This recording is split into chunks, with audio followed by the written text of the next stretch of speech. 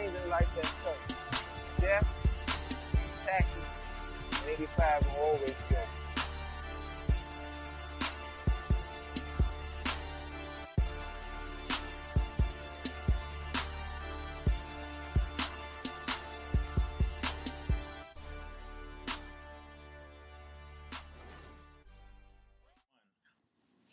Welcome to New Stripe City, a podcast for diehard Bengals fans.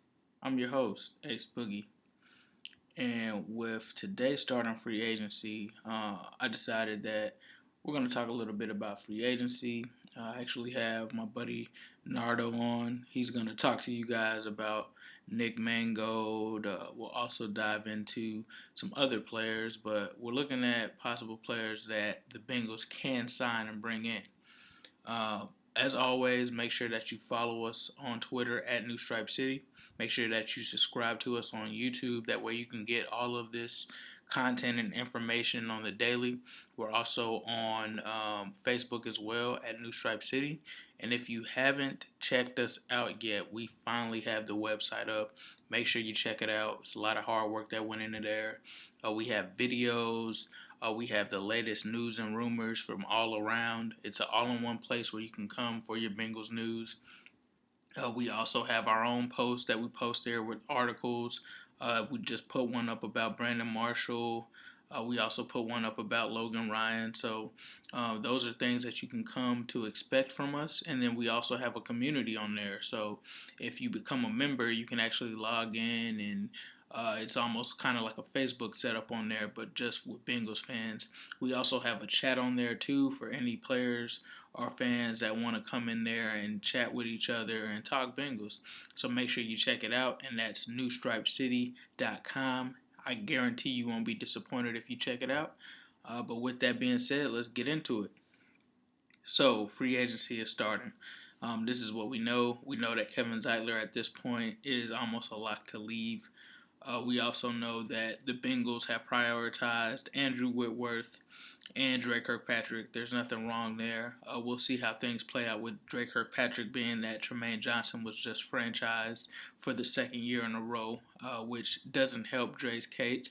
But me and Nardo will talk about that. Other than that, man, the Bengals have really been a little low-key. Andrew Whitworth is back in town. He's been working out at Ignition. I expect him to be one of the first people that they go after. There's going to be a lot of Bengals fans who will be disappointed because as soon as the period starts today, you'll probably see Kevin Zeitler sign some huge deal with someone else, at least by Thursday. And then you won't see the Bengals, make too much activity out there. But that's typically what they do. You'll start to see them get active within 2 weeks. So I wouldn't worry about it. I think these guys have a plan. I think that they know what they're doing. And I think that they're going to stand pat to it. So with that being said, we'll start off this show with Nick Mangold. And I'll play a clip of my thoughts and some of Nardo's thoughts on what the Bengals can do to possibly bring him in. I mean, we both know that free agency is going to tell a lot on what they're going to actually do. So outside of the guys that we know, like Witt, Dre, Burkhead, I mean, it almost seems like Burkhead is on his way out now from what I'm hearing now. I think they're going to re-sign Burkhead. I'm just, over the past couple of weeks, I get a feeling that they are going to take a running back. Right. And I think Burkhead price might not. I mean, they may throw a filler out here like, "Hey, we'll give you this." Right. But I don't think it's going to be a top priority. Yeah, I don't really blame him either. I think he's a good player, but when you look at the difference on how much you have to pay a Rex Burkhead versus, drafting a guy in the 4th or 5th round, it's like a pretty substantial amount. So I think they'd be better suited, like you said, on just drafting one. But in your opinion, obviously we know that they're not going to pick any guys that are going to cost them any compensatory picks. Do you see them picking up any of the guys out there that were like recently cut or anything like that as far as their signing? And if you do, like, which positions or which players would you see them kind of looking at? I think when you spoke to John Thornton, he stressed that they work on the line as far as in free agency. Right. One particular person just came available over the week that really makes sense for them, and that's going to be the ex-Jet center Nick Mangold. Right. Reason why I say that makes sense is because I think the Bengals still would draft one of the centers from either LSU or Ohio State. Right. Both of those guys can play guard. Right.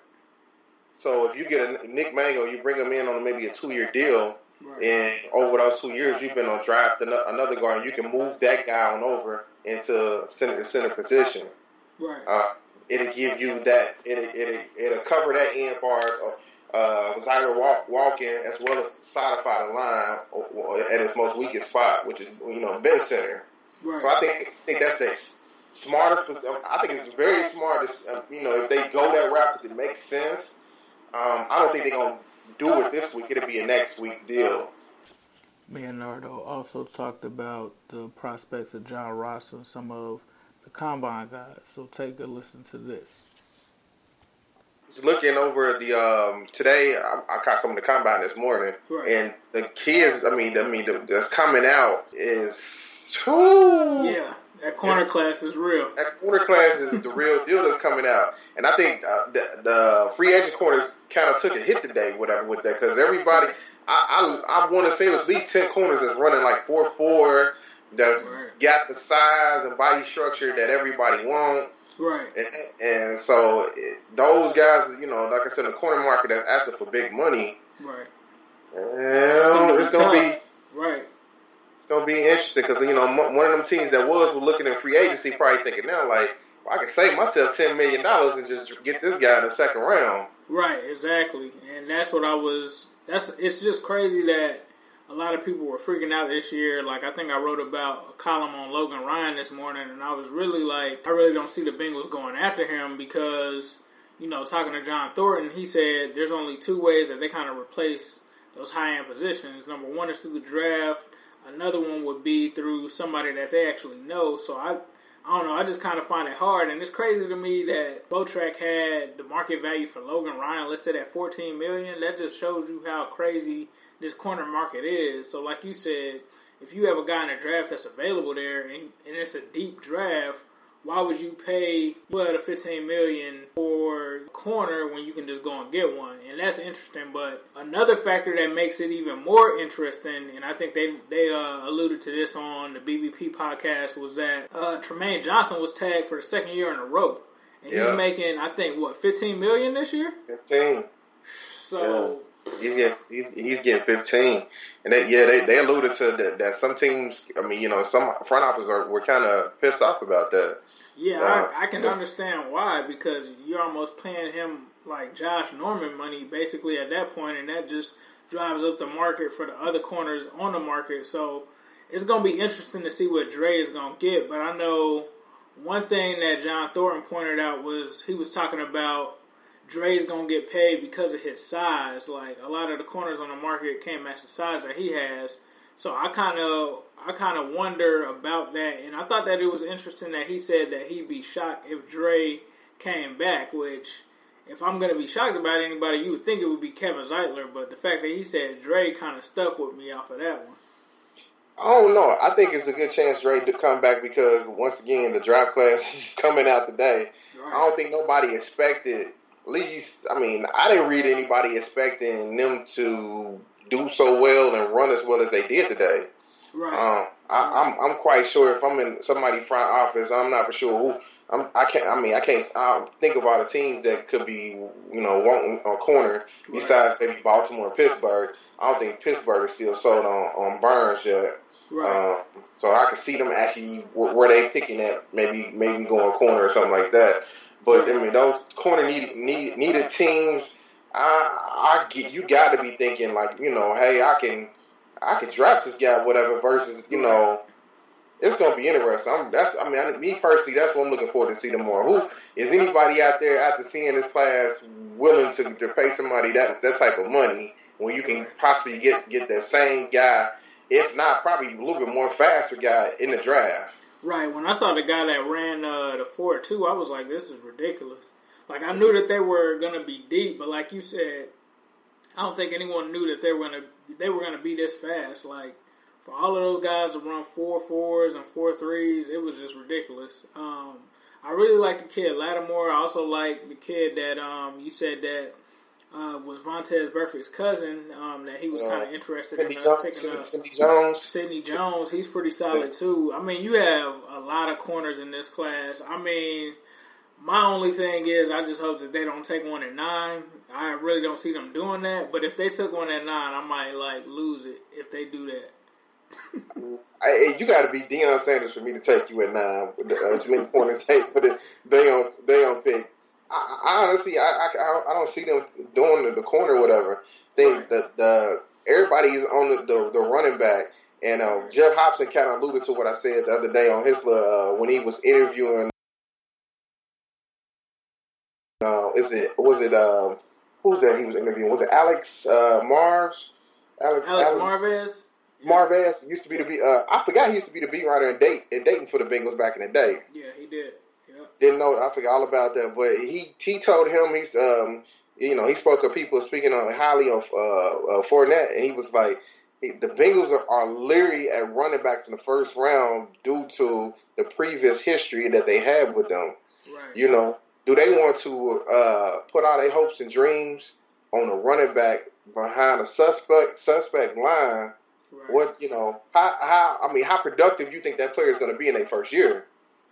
I mean, to me, I really don't think that they will be. And I mean, I side with Jeremy Hill. A lot of people don't, but I feel like, what's the point, like you said, of picking a running back if you don't have the line that's going to back them up? I mean, it's almost like you're getting a Honda Civic and then you're putting some Spreewells on it. Like, what's the point? You know what I mean? So, to me, it's just, I don't think that Fournette would be the best pick for us from a standpoint of the line that we have. I mean, knock on wood, if Witt is to leave and Zeitler is to leave, what is he really going to do behind this line? Like, I really don't see him doing it. And, I mean, we saw it last year with Gurley, and that's what kills me, that people act like they don't understand. I think he can. People think I'm crazy for saying it. I think he can literally slip to the second round. You think so? Every year it's like 5 players that was supposed to go somewhere at the top, middle, whatever, and everything that somehow make it to the second round. It never fails. I don't think all the running backs is gonna go. I mean, I really don't. I can see that. I mean, to me, he just, when people throw around the term Bo Jackson, I kind of look at them sideways. Like, we saw that report.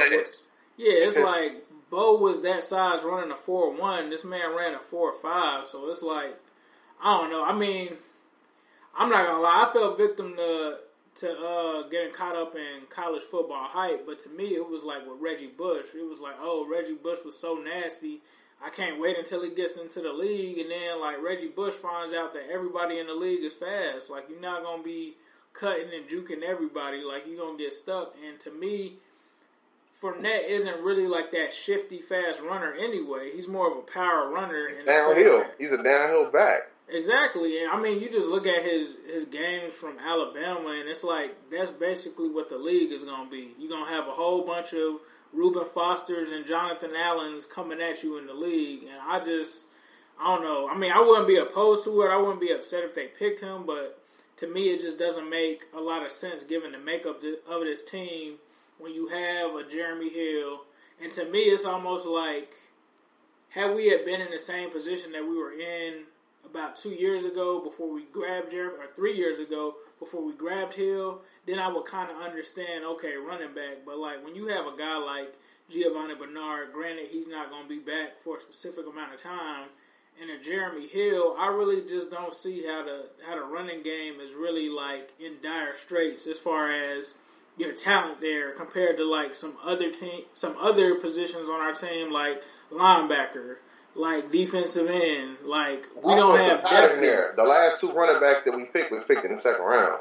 Right, and I mean, I'm cool with us picking a running back. I honestly wouldn't be mad. I keep saying this, and I hope that I'm right on this dude, but Devion Smith, man, I really think that he's going to end up being a steal for somebody in the later rounds. I mean, you even look at last year with the cat up in Chicago, Jordan Howard. He was a 5th-round pick. So, to me, you don't have to reach at number 9 and grab one. And, I mean, I'm a huge Dalvin Cook fan, but I would sit here and tell you I wouldn't want us to reach for Dalvin Cook at 9 either. I mean, because it just, to me, running back isn't a major need for us. I almost feel like you said, if we had a choice between, if they didn't want to go defense and they wanted to go offense, I'd rather you take a Mike Williams or even a Corey Davis or a John Ross over taking a running back. And that's just my opinion. Now you just open up another can of worms. John Ross run, what was that, 4.22? 4.22, man. With ease. With ease. And the thing about it, and you allude to it all the time, whatever and everything. It's not always the 40 times that the Bengals use whatever they use as far as the game tape. Right. And his game tape and that matches. Right. That's not. I mean, 4.22 is not normal speed. It's not. It's definitely not. I'm quite sure they came back to Paul Brown Stadium today, whatever. They probably got the names already on the board, but you got to be thinking to yourself, 4.22. You got AJ Green. Whatever and everything. That's a tough one, man. Because the thing about it, though, there's nobody. I can't see no second corner runner with him, though. With him, the thing about them, a receiver like him allows them to play one-on-one a whole lot. Whatever. You're not doing. I don't even think they. I mean, you're not doing too much over the top with AJ Green because you have to be concerned with the other side of the field. That safety has to be concerned of what's going on the other side of the field. Right. And it's I don't know, man. It's some tough decisions they got because Barnett from Tennessee did pretty well. Right. And even though we haven't seen Reuben Foster on the field, but they pretty much know what he brings to the table. Right. So all these people we consider to be game changers. The only thing about that I would say be against Barnett is that, man, it's tons of other people that I won't say had the same production as he is, right, but could possibly have that same production as him in the NFL. As far as the body type, it's tons of 6'6", 280 cats that's coming out. That's who that's what they like. Right. I don't know, man. Right now, that's a monkey wrench, though. You still leaning towards the Foster pick, or you thinking that now that John Ross is kind of opening eyes to maybe maybe we should pay a little more attention to receiver now to see, because this is not normal. Definitely not normal. I'm still somewhat leaning towards the Foster pick, but I have to kind of understand, what exactly it was that really set him off in that hospital. Because to me, I understand it being like a patience issue, but if they dig deeper and find out that it's about that shoulder, then I truly don't know how the Bengals would really react to that. We sat there and watched Duke talk about a week ago about the medical and the importance of that and how the Bengals have to have that medical on them from the combine, and then they have to have their own doctors look at them too. And I really think that they're really big on that. I think ever since that Antonio Bryant situation years ago, I think that they're still worried about, the medical. Yeah, that was highway robbery with him. What he did he practice one time? I think I think he only practiced like one time, and I don't even understand how the Bengals doctors missed that. It was like his knee or something, wasn't it? Yeah. His knee. So, I kind of, in a sense, still lean towards the Foster pick. But seeing them interview guys like Mike Williams and some of the guys that they actually met with kind of have me thinking that, they might consider a wide receiver. And John Ross, I think, fits the mold of what they're looking for as far as speed. I think the only thing, and time will tell, with the pre-draft visits and all of that, how much they really like John Ross, because it seemed like they liked Corey Coleman a lot last year, which was kind of out of the norm for them as far as like the size of the receivers that they look at. But with John Ross, I think the only thing that the Bengals will hold against him is the consistency and production factor, because he had that big year last year, but I think the year before that he was hurt. And then the year before that, he didn't really do much. So I don't know how they kind of judge that. Well, from what I heard about him, whatever and everything, he's fair. The biggest concern about him is going to be health wise, right? Because of the injuries that he endured as far as in college, whatever. His size, he only $180.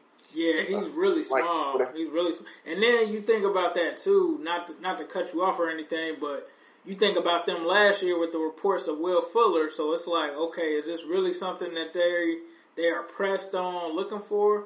I think you're right. I think you might be onto something. John Ross could be a guy that they're looking at because you're not going to come across a guy that runs a 4.2 where you see it on the 40 time, but then you also see it on the film.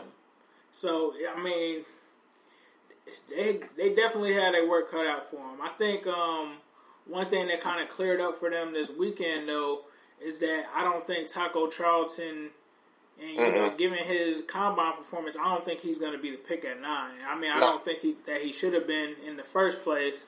So I think that's good for us. I think it's also good that, I don't know if you've been hearing this Malik McDowell stuff, and I've been dreading that.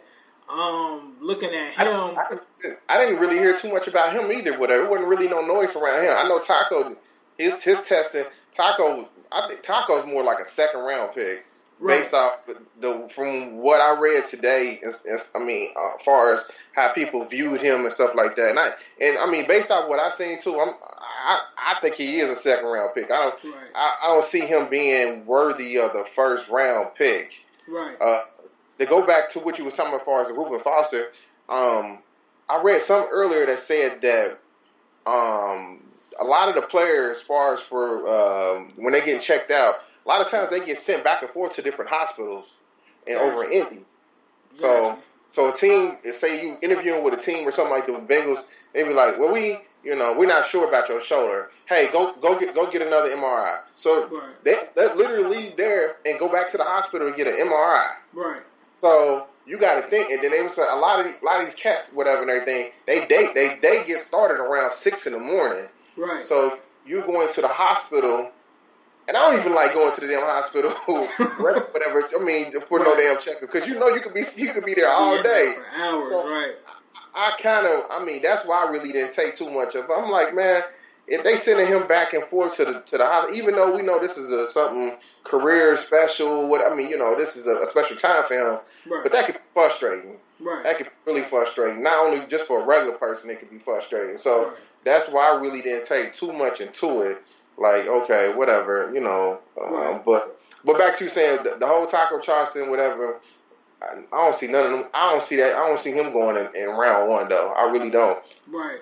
And I mean, it's just crazy to me that the media can run with this whole Taco Charleston thing, but the kid from Florida State isn't getting any shine. And to me, he's been way more productive than Taco. You talking about Walker? Yeah, Walker, exactly. Like, I didn't hear nothing about him though. I really didn't. I saw, like, from what I looked at earlier, it looked like his 40 time was pretty good. He was actually bigger, I think, than Florida State's website had him listed. I think they had him listed at like 6'4". Dude ended up being 6'6", and he's hovering around that weight range too. I want to say he's like probably 272 or 280 or something like that. With Taco, you just saw like 3 sacks, 5 sacks, 9 sacks, and that's it. And that kind of scares me. Taco is literally Dunlap. Because if you remember when Dunlap came out, whatever, they was questioning him about his speed.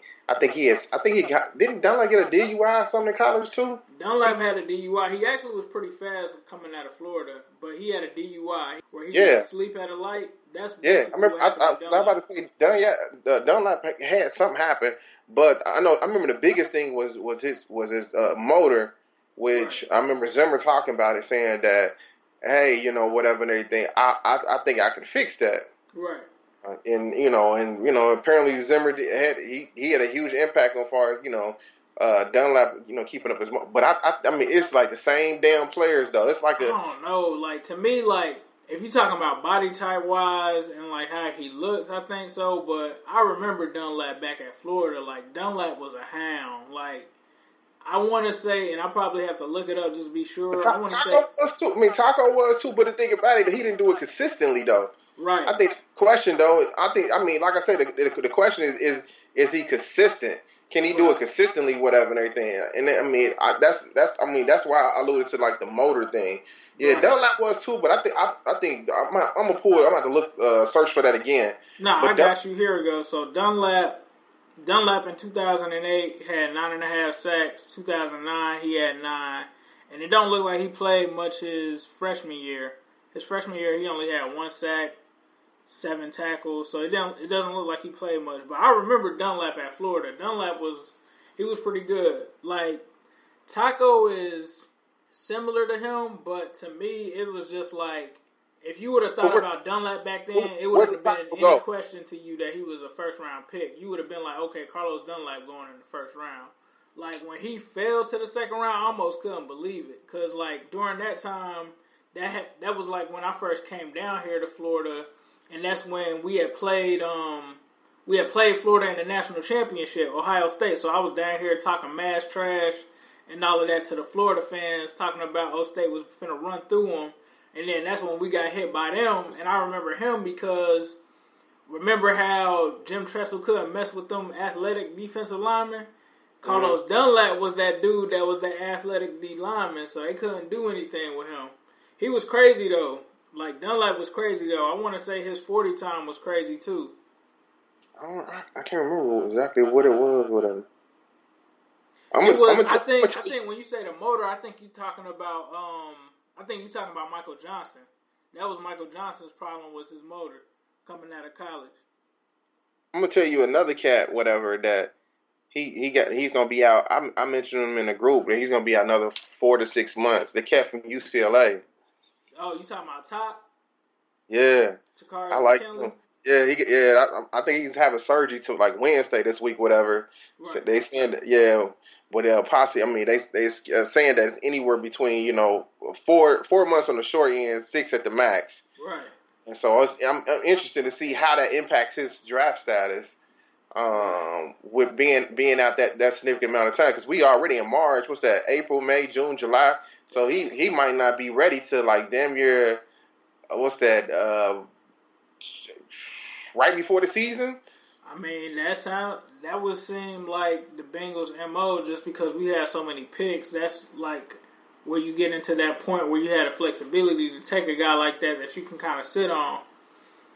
Yeah, I'm wondering how far because he was viewed as around 2 to 3 right previously. So now with that, are you 3 to 4 somewhere up in there? You lose some time like that, it's almost.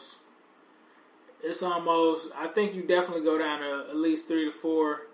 I don't know. He's an interesting cat because he's one of those edge rusher guys, and I kind of want to see what they're gonna do in terms of that this year. Like, are they gonna take, a Carlos Dunlap kind of guy and one of those edge rushers? Are they gonna take 2 Carlos Dunlap kind of guys? Because a lot of people forget. Like, a lot of people say, oh, well, they type and everything.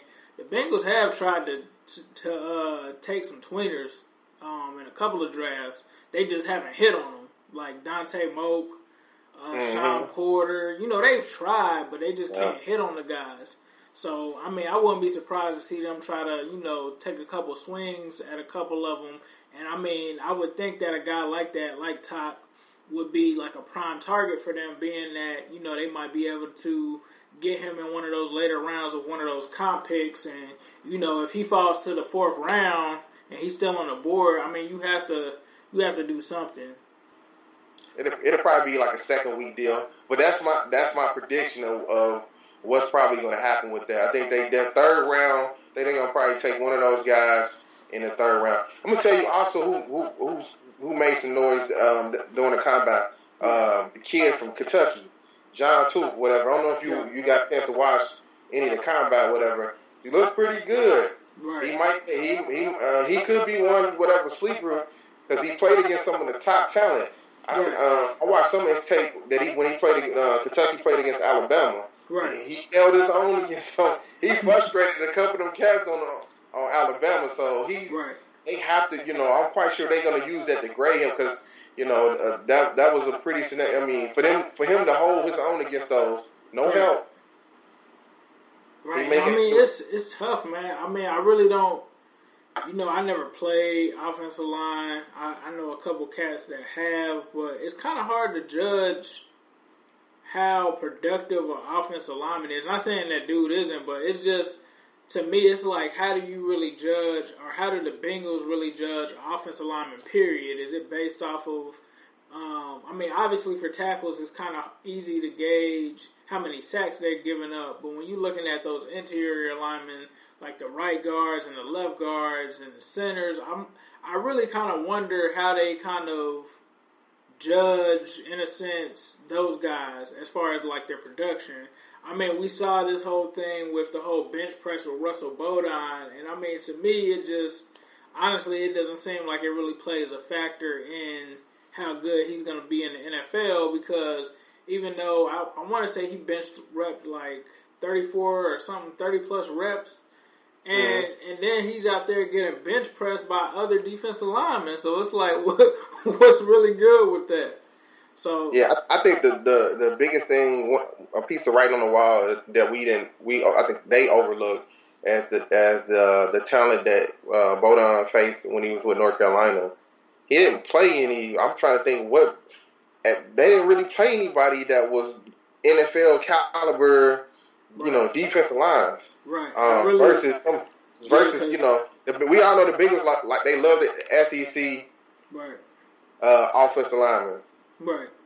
Right. I don't blame them on that. I think, and I'm almost mad because he's one of my favorite players, but I think I think they came to Gio about dude, and Gio kind of co-signed them, which I don't know why they would do that in the first place, because it's like, what college player isn't going to co-sign an ex-teammate or something like that, just point blank period. Kind of like the Tyler Croft, Mohamed Sanu situation.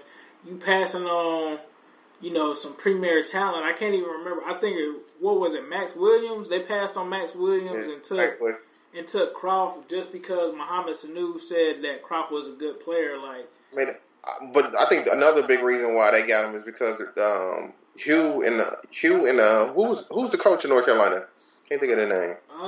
Man, they've been under investigation, so it's like Hugh was close to whoever to a couple of those coaches on that staff. Well, I know whoever it was back in the day probably isn't there, because like right when Gio had graduated, that's when they came down with those like NCAA sanctions for like all of that.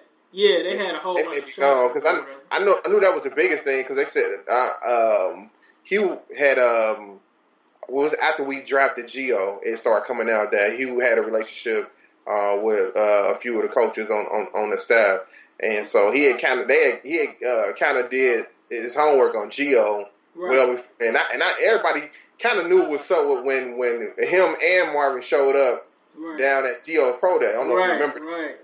I remember that he did that, and he did it for Jeremy Hill too. Marvin had popped up at Jeremy Hill's Pro Day, so I almost felt like that's kind of a factor when you see him at somebody's Pro Day. We probably have a good chance of at least trying to go after them.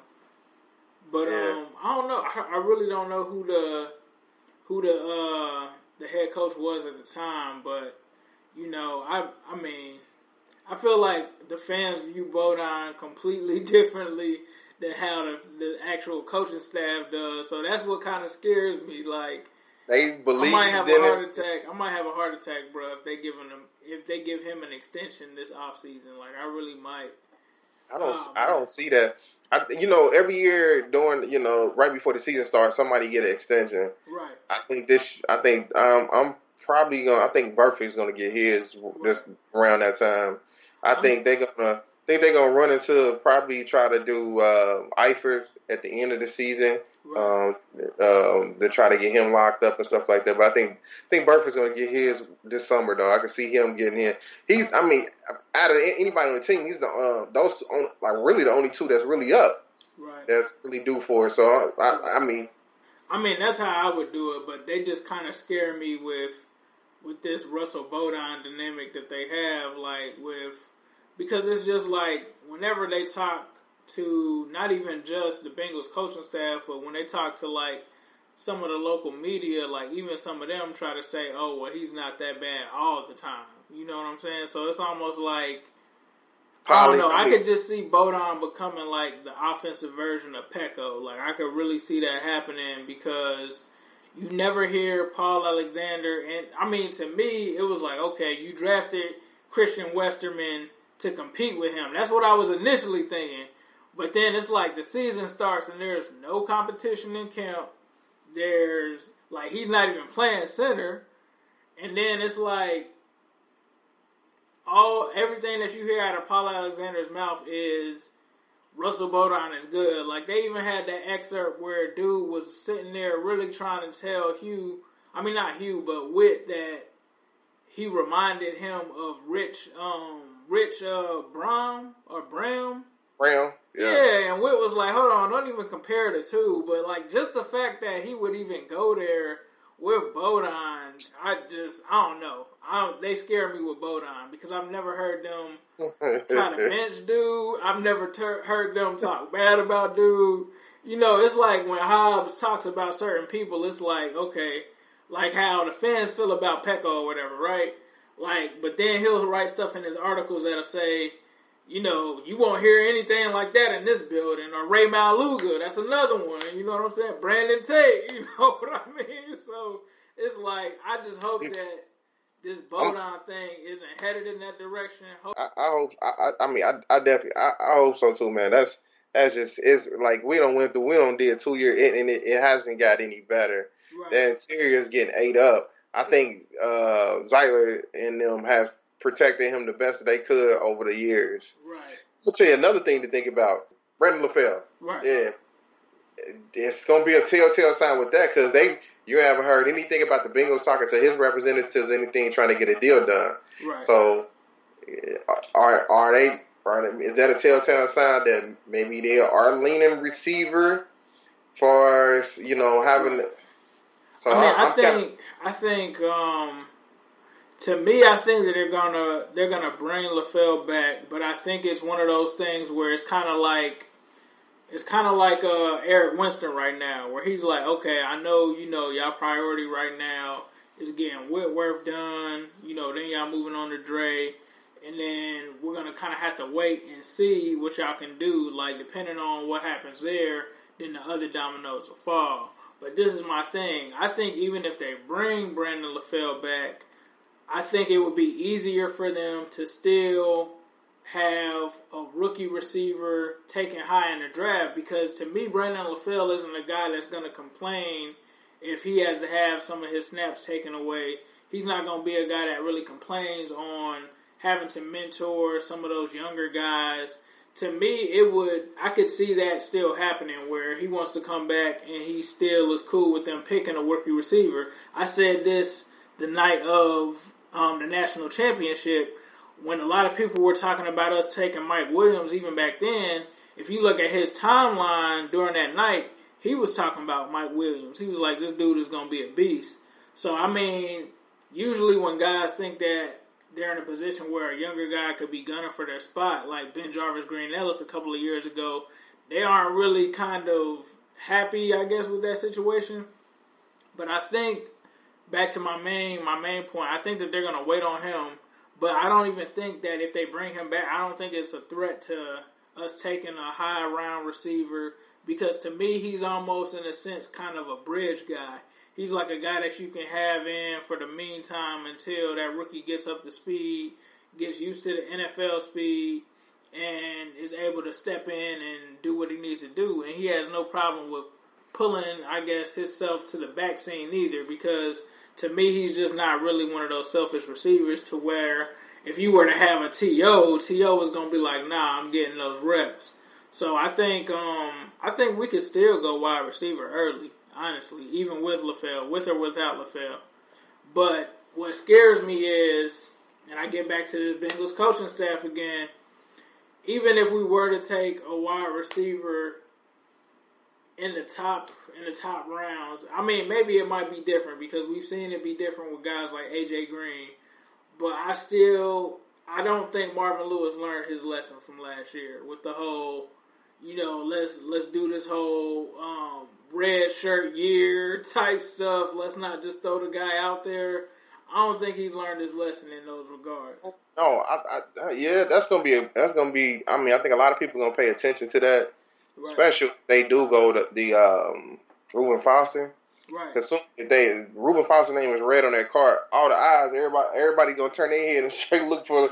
All right, so what you gonna do, Ray Mahuga? What's going on with that? Right. Is you gonna keep him on this team with him? Because if they don't release him, that's more or less like, all right, what you gonna do? Use runs, have sub packages for him, right. And they are gonna. I mean, he's gonna receive a lot of hell about that, whatever, because that ain't gonna work. Right, and I think one thing they might do is, I think they're really just like you alluded to. I think what they're doing is they're just holding on to Ray to see how the draft plays out. To see, how certain things play out. I thought it was interesting that Duke actually said that they could possibly address linebacker in free agency. So I'm kind of keeping an eye on that to see where they go. I just hope that it's not on a 34-year-old linebacker like it was last year. Hey, I mean, if you're gonna address, they got to be somebody that's young. Right. Who possibly besides old boy from New England that's right. Really out there.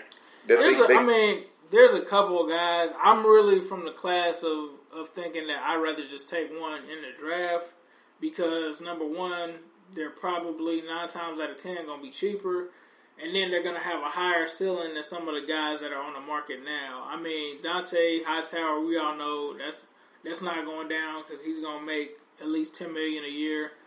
They do have, it's the kid that Moody really likes out of Buffalo. I think he signed with Buffalo a couple years ago, and then he had that Pro Bowl season last year. Zach Brown, that's who I'm thinking of. He started out with the Titans, left the Titans and signed with Buffalo. He did okay, had a real good year last year. You got guys like Kevin Minter out there, but there's not that Reuben Foster, man, and I feel like that Reuben Foster position, like you said, is the only position where somebody can come in and from day one be a starter. I mean, so how would you feel? Because I'm actually working on my draft board right now as far as the my mock.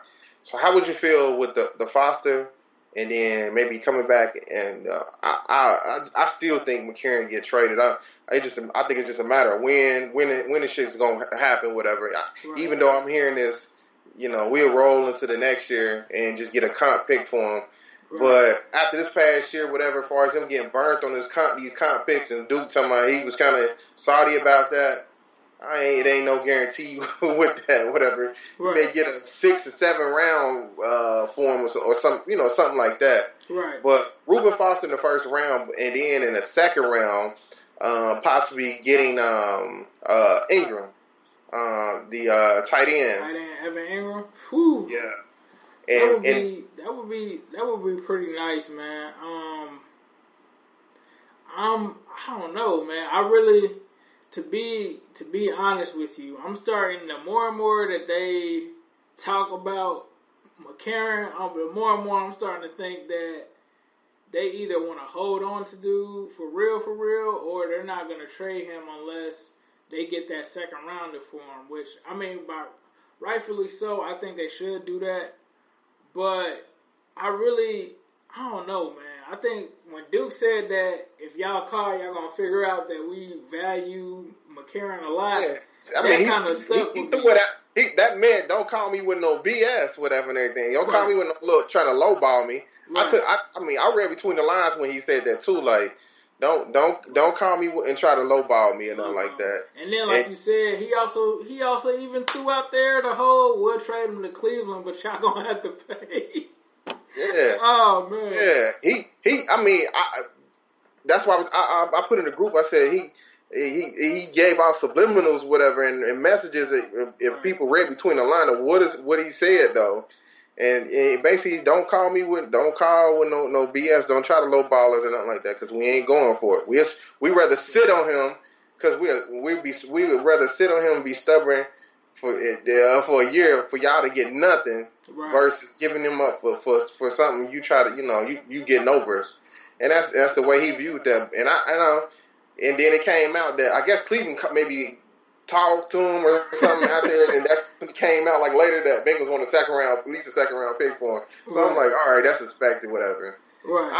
I mean, I think with this week class, they can get that. Right. It's just a matter of who's going to make the move to try to do it, because it is a lot of quarterback needy teams. Pittsburgh quietly has to get a quarterback this year. Right. A lot of teams have got to start prepping for life. Arizona still got to do whatever and everything. So Carson K, he gave them. He said, "I'll give you another year." He didn't say 2 years. Right. So they got to take all that into account. And so it's I mean, those quarterbacks, a little forward. I mean, 3 of them, whatever. They probably gonna be gone so quick in the first round. After that, whatever. I really haven't heard nothing about the other cats that's on the market. Yeah, that's true. New York got to start prepping for one. So I mean, and you got to think. I think they actually is in a good chance to take one in the first round due to how much work they done did as far as the free agency over the past year. They really don't need too much in New York though. So they probably could, if a good quarterback is there that they want, they could possibly make the move and get them though. Right. I think getting back to what you said with the Reuben Foster and Evan Ingram, I think that's a real interesting dynamic. I wouldn't be opposed to it, because I think Evan Ingram fits 2 needs that you have for the price of 1 pick, and it's wide receiver and tight end. And just going back, when I first saw this dude, I was like, is this dude a wide receiver or is he a tight end? Because he's like getting off. But I think he has the factor of going to not LSU, but Ole Miss going for him. I mean, obviously they were kind of attracted to Ole Miss last year with Cody Core and Treadwell, so I'm pretty sure that they're going to come across Evan Ingram again this year. The fact that he was a better blocker than a lot of people expected, and I know that the Bengals typically have guys that they send out to the Senior Bowl, so they had to have had some eyes on Evan Ingram at the Senior Bowl as well. I think that would be a very good pick if they picked Evan Ingram in the second round. You got to think. You put him out there with a linebacker. Right, exactly. And that's the thing, too. A lot of people sleep on the Bengals. No matter who it is, if they think there's a chance that they can't retain a guy, they're always going to try to draft that replacement a year ahead of that guy becoming a free agent just in case.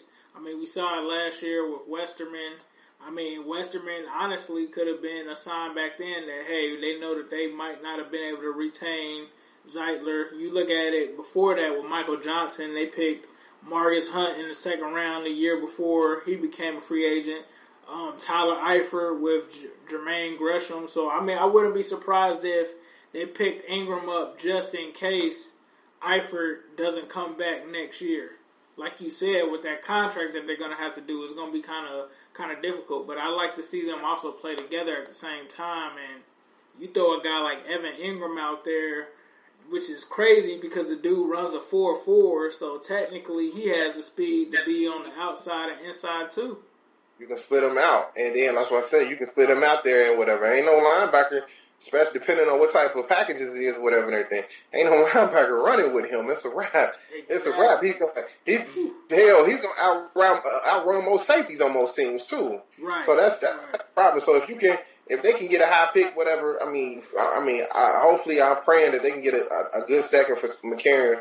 Maybe that's in the second round, anywhere between one through 4 or something like that. Take him and then take your 9th pick and go get your edge rusher. Right. Like that. I think you pretty much set your team up to be in a good position just off those 3 picks. Those 3 picks right there are already game changers for you. And you haven't even got into the 3rd round. Now you get into the 3rd round, you can start playing with some of those picks you got to move around and hop up, whatever. It's just, they keep adding and getting players that can play day one instead of these project players. Because I can't take no more to you. project.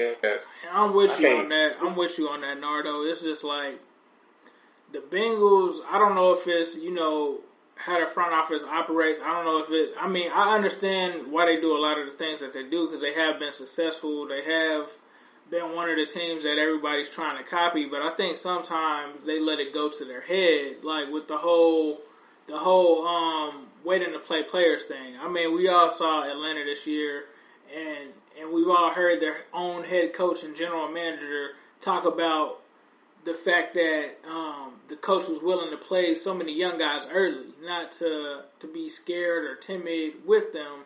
And we're still getting reports out here of them wanting to not rush players and, not necessarily take guys that they can throw out there. I mean, how many times are we going to wait for players to develop when you have guys that are the main core components of your team with an AJ, Dalton, Geno, and Dunlap that are in the primes of their careers? I mean, you're talking about waiting another 3 to 4 years for these guys to finally, pick it up and get thrown out there. I don't agree with that. I think you have to throw them out there.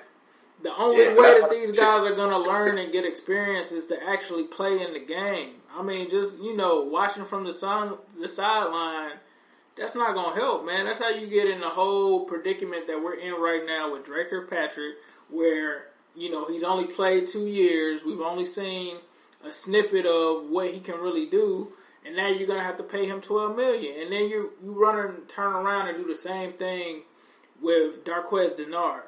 And it's like, come on, man. I mean, I understand in that situation where it works for some players, but you have to look at the guys like the Margus Hunts and the Dre Kirkpatricks and the Darqueze Dennards, where that hasn't really worked. I mean, so to me, I hope that they change their philosophy, like you said, man, because it's a pivotal year. It's a pivotal year. It's so much on the line this year that, I mean, I think Marvin has kind of made jokes about it, whatever, as far as not getting his contract and stuff like that, right? More being approached, whatever. But it's a pivotal year for a lot of people, even for the new assistant coaches. Right. They know that they have to perform this year. That's the reason. I mean, they can't get comfortable for. We might have to move next year depending on how we do this year. So it's a pivotal year, man. I think it's just this week is gonna be interesting though. I think we probably need to do one probably the end of this week. Probably get together at the end of this week, whatever. Man. I'm sure we're gonna have to because you already know how our fan base is, man. They're gonna start freaking out as usual, but one thing I can say is that I do trust our front office and, everyone there that they'll be able to weather the storm and make sure that things are taken care of how they should be. I mean, even if we have things that don't go our way, I'm pretty sure that they'll respond accordingly. Like, some people hated on the whole response to Marvin Jones last year, but honestly, it was kind of a smart way to react with them going out after that and making sure that they retain George, and then you go out and you draft Tyler Boyd, and then you pick Brandon LaFell, and I mean, for maybe $2 or $3 million, you replace that $8 million in production that Marvin Jones was gonna give you anyway. But our fan base was still gonna run with it anyway. So I mean, I'm pretty sure, like you said, we'll be on here at the end of the week because somebody's gonna be going crazy. That concludes my interview with Nardo. I hope you guys enjoyed it. Like I said, make sure you comment, subscribe, leave some of your questions. I have some questions from you guys that I will touch on my next episode. But as always, it's Who Day, all day, every day, and especially on draft day. Always business, never personal. Here's the 3rd and 7, and the turn goes down the field, and it's caught and breathes in for the touchdown. Two things that like that suck. Death, taxes, and 85 will always go.